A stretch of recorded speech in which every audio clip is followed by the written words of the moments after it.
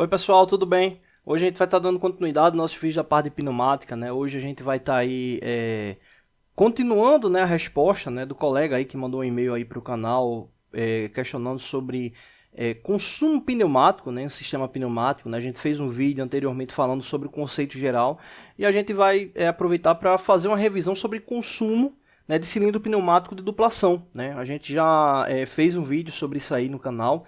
A gente vai estar revisando aí para estar ajudando aí nessa resposta, né? O que é que acontece? No sistema pneumático, né, os cilindros, quando eles exercem movimento de avanço e recuo, consequentemente, esse volume desprendido, tanto no avanço como no recuo, eles são consumidos pelo sistema, ou seja, é pressão pneumática que vai deixando de estar ali contribuindo ali para o sistema, né? Então, se você tem um reservatório lá com uma determinada pressão, e esse reservatório ele não vai ser enchido automaticamente, né? Vai ser preenchido automaticamente.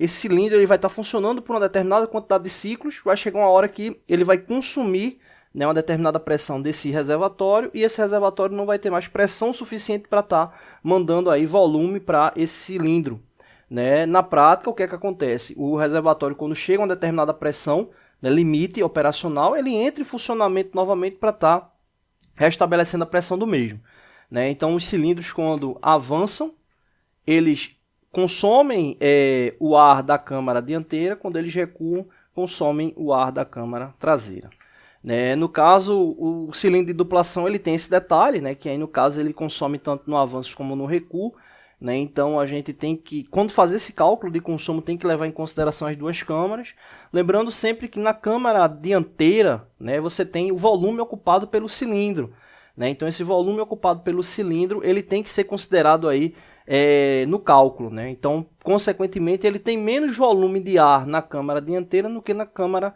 traseira, né? Nessa imagem aqui tem esse segmento, né, uma partezinha aqui de um cilindro aqui na câmara traseira. Mas aí a gente não vai levar em consideração esse volume, né? Se existir no projeto que você estiver calculando um volume como esse, tem que ser levado em consideração também. Mas no nosso caso a gente vai levar em consideração só o volume da câmara dianteira, né? Que no caso é o volume do cilindro, né? Para o cálculo desse consumo, né, a gente leva em consideração esses aspectos, né, que é referente à fórmula, né, onde que é o consumo em litros por minuto, a área, né? A área vai ser referente justamente à área do êmbolo e à área do cilindro, né? Que vão formar aí o volume interno da câmara dianteira ou da câmara traseira. Vai levar em consideração também o S, né? Que é o comprimento do cilindro, o comprimento útil aí do cilindro pneumático, né? O N é a quantidade de ciclos que vai ser executado, né? Ou seja, a quantidade de vezes de avanço e retorno do cilindro. A pressão efetiva, né? Que é a pressão do sistema, e a pressão ambiente, né? Todo sistema pneumático, ele está, por mais que ele tenha uma pressão interna elevada, mas ele também está sujeito a uma pressão externa, que é a nossa pressão atmosférica, né? Essa pressão atmosférica, exemplo, imagina o seguinte, você está com o cilindro em funcionamento, ele consumiu a pressão que estava ali suficiente para fazer com que ele tivesse deslocamento, o que é que vai acontecer? A pressão do vaso de pressão, que é a do compressor de ar, né, do vaso de pressão que vai estar lá junto com o compressor de ar, ela vai diminuir, né? Se ela diminuísse constantemente, né, chegaria um ponto que ela ficaria em equilíbrio com a pressão atmosférica, né, que é a pressão que a gente está utilizando. Se ela diminuísse mais ainda, ia criar uma pressão negativa, consequentemente aí um vácuo, né? Então se deve levar em consideração a pressão ambiente, porque é o que ele está sujeito. Imagina o seguinte, um sistema pneumático que está em uma condição onde a pressão ambiente ela é maior do que a nossa pressão comum, né? Onde a gente está aí à altura do mar, né? O nível da altura do mar, né? Então é importante calcular também a pressão ambiente, porque o sistema pneumático, essa pressão ambiente do sistema pneumático ela pode ser mais elevada do que o de costume. Bom, vamos supor aí um cilindro que tem aí 12 centímetros de comprimento útil, né, uma haste que tem aí diâmetro de 3/4 de polegada e um êmbolo que tenha 2 polegadas de diâmetro.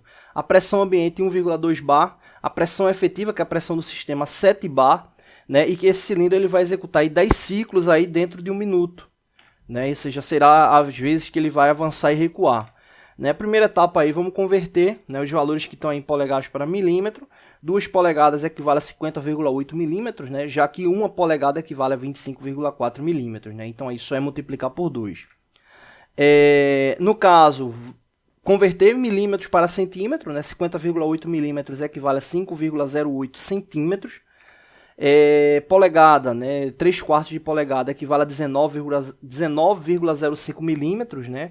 Que vem justamente do seguinte cálculo: pegar uma polegada inteira, 25,4 milímetros, dividir pelo denominador, que é 4, né? E multiplicar pelo numerador, que é 3. Né? Então, se a gente fizer isso, encontra aí 19,05, ou seja, 25,4 dividido por 4 vai dar 6,35, 6,35 multiplicado por 3 vai dar igual a 19,05. Convertendo 19,05 milímetros para centímetro, a gente vai encontrar 1,905 centímetros. Bom, então vou separar esses valores ali em cima, né, já convertidos, né, 2 polegadas para centímetro e 3/4 de polegada para centímetro. A gente vai precisar calcular a área, né, com base nesses diâmetros, né, desses elementos. A área, a fórmula é πr ao quadrado. Né? Então, no caso, o êmbolo, como tem 5,08 centímetros e a fórmula é πr ao quadrado, aí a gente já está substituindo r, que é o raio, né, ou seja, o raio de 5,08 é igual a 2,54. E para a haste, né, a gente vai ter aí o raio de 0,9525 centímetros, né, que é metade de 1,905. Né? Ou seja, a gente está levando em consideração esse diâmetro aqui, a gente vai precisar dessa área e também da área da haste, que é essa área aqui. Então, são as duas áreas que a gente já está calculando para depois aplicar na fórmula. Ok? Bom, com isso, fazendo a multiplicação, a gente vai chegar nas áreas. Né? A área do êmbolo, a área da haste. É só fazer lá a multiplicação, né, com base na fórmula lá de πr ao quadrado. Nesse caso, né, tendo as áreas, a gente pode fazer o seguinte. O que acontece? A gente tem duas áreas efetivas. Tem a área do êmbolo, que é essa área aqui. Tem a área da haste, só que a área da haste ela vai me servir por quê? Para que sentido? A área da haste, que é essa daqui, ela na verdade eu vou precisar extrair ela da área do êmbolo. E a área do êmbolo é justamente o diâmetro da câmara interna, Então, vou precisar subtrair um em relação ao outro. Por que eu vou precisar fazer essa subtração? Porque o ar pneumático, né, o ar comprimido, ele não vai preencher internamente essa haste. Né? A haste ela já é maciça, ela já é de algum metal. Né? Ela só vai preencher aonde? A parte externa aqui da haste. Na câmara traseira dele, que não tem essa haste, aí o que acontece? Ele vai preencher todo aquele volume, porque o cilindro ele vai estar avançado e a haste ela não vai estar presente aqui na câmara traseira. Né? Então, aí eu já posso pegar a área do êmbolo e subtrair pela área da haste. Então, eu vou pegar a área efetiva da onde? Da câmara dianteira. Então, a área do êmbolo é igual à área da câmara traseira e a área do êmbolo menos a área da haste é igual à área da câmara dianteira. Ok? Então, aí eu tenho as duas áreas úteis, né, que vão me servir para o cálculo. Né? Com essas duas áreas úteis, eu já posso aplicar, né, as mesmas aí na fórmula, onde eu tenho 20,26 centímetros quadrados, que é a área do êmbolo, que é igual à área da câmara traseira do cilindro, multiplicado pelo comprimento, né, útil aí do sistema, multiplicado pela quantidade de vezes de ciclo. E aí eu tenho a relação justamente de compressão, onde eu vou ter 7 mais 7 que representa a pressão efetiva, mais 1 que representa aí a pressão ambiente. Né? Aí no caso arredondei, estava 1,2, arredondei para 1, né? Dividido pela pressão ambiente, que é 1. Né? Então nesse caso aí, dando continuidade a esse cálculo, a gente vai chegar a esse consumo, 19.449 centímetros cúbicos por minuto. Que é justamente o que? Que é a vazão lá do que a gente está calculando, né? Referente ao consumo do cilindro pneumático. A gente pode dividir por 1000 e converter centímetros cúbicos por minuto para litro. Né? Então, no caso, ele vai estar consumindo 19,449 litros por minuto. Né? Isso aí levando em consideração o quê? O avanço do cilindro, ou seja, só com base na câmara traseira dele, ou melhor, né, considerando só o retorno do cilindro, que vai ser o consumo da câmara traseira. E aí o que é que eu faço? Também aplico a mesma fórmula para o cálculo do consumo da câmara dianteira. Veja que o que aconteceu aí de diferente. A área mudou, a área aqui indicada é 17,4 411 centímetros quadrados. Por que mudou? Porque a gente está considerando apenas a área útil da câmara dianteira. Na fórmula anterior, no cálculo anterior, a gente estava considerando a área útil da câmara traseira dele, né? E agora a gente está calculando da câmara dianteira. O que mudou foi a área. Multiplica por 12, que é o comprimento útil, multiplica por 10, que é a quantidade de ciclos, e faz a relação de compressão. Essa relação de compressão é para saber referente à pressão com base na atmosfera e com base na pressão interna do sistema, né? Então isso aí faz justamente com que se tenha o equilíbrio aí de consumo. Nesse caso, fazendo esse cálculo, a gente vai chegar a 16.714 centímetros cúbicos por minuto. Convertendo para litros por minuto, é só dividir por 1.000, vai dar 16.714 litros por minuto.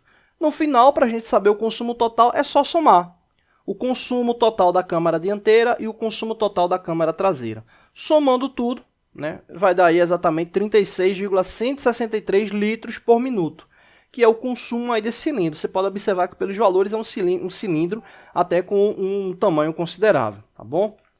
Não deixe de se inscrever no canal, toda semana tem vídeo novo. Valeu! Oi pessoal, tudo bem? Hoje a gente vai estar dando continuidade aos nossos vídeos da parte de hidráulica, né? Hoje a gente vai estar falando especificamente sobre equilíbrio de força, né, com base em deslocamento hidráulico, né?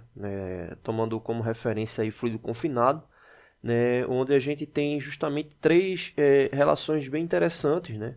Onde a gente tem aqui a aplicação de força, onde a gente tem altura, deslocamento e a gente tem área, né, do elemento. Então nesse caso aqui, o que é que acontece? Você tem uma força aplicada, né, em uma área A1, né, e essa força aplicada por um determinado deslocamento, né, ela vai representar, né, uma relação proporcional, né, de deslocamento de altura aqui para a região A2. Obviamente A2 você observa aqui que é uma área maior do que A1, né, e consequentemente você vai ter, né, uma distribuição de força maior, né.